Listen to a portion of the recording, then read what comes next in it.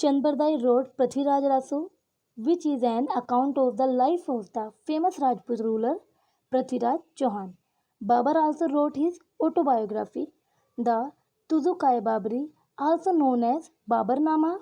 In fact, Babur and Jahangir were the only two Mughal emperors who wrote their autobiographies. Jahangir's autobiography is known as Tuzu-Kai Jahangiri. Biography और autobiography. Biography क्या होती है और autobiography क्या होती है? Actual में बायोग्राफी होती है कि किसी दूसरे व्यक्ति द्वारा किसी व्यक्ति का जीवन के बारे में जीवन चरित्र लिखना। और ऑटोबायोग्राफी होती है अपने बारे में खुद ही लिखना, मतलब अपने जीवन की जो चरित्र है, हमारे जीवन की जो रचनाएं हैं वो हम खुद ही लिखें अपने बारे में, दैट इज़ कॉल्ड ऑटोबायोग्राफी। और जब कोई हमारे बारे में, मतलब किसी व्यक्ति के बारे में जब कोई दूसरा व्यक्ति लिखता है तो वो होता है बायोग्राफी। तो मुग़ल पीरियड में बहुत ज़्यादा सोर्सेज मिलते हैं ऐसे, जैसे कि अकबरनामा, एन.आई. अकबरी जो कि अबुल फजल ने लिखा, चंदबरदाई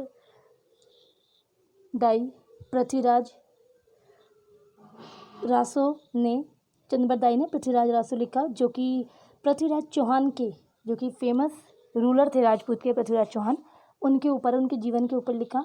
बाबर ने अपनी ऑटोबायोग्राफी खुद लिखी, तुजुकाए बाबरी, जिसे बाबरनामा के नाम से भी जाना गया।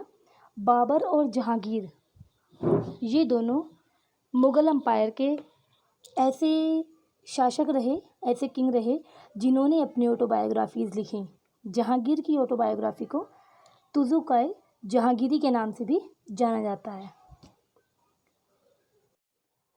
फॉरेन अकाउंट्स, यानी कि जो फॉरेन अकाउंट्स हैं, जो विदेशी अकाउंट्स हैं, वो क्या हैं?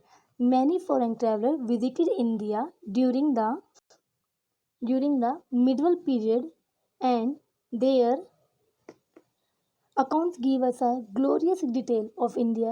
The Persian traveler Al-Bruni came to India during the 11th century with Muhammad Ghazni. He wrote the Tahqiq-i-Hind, or an inquiry into India, describing the social and cultural setting of India. The Moroccan traveler Ibn Battuta visited India in the 14th century and wrote about the reign of Muhammad bin Tughlaq.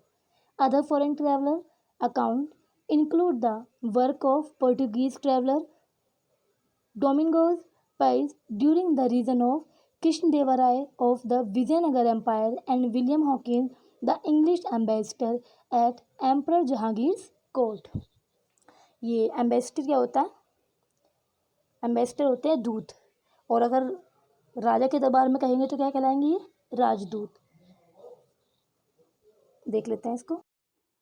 Middle period के दौरान बहुत सारे foreign जो हैं travellers वो India में visit करने के लिए, घूमने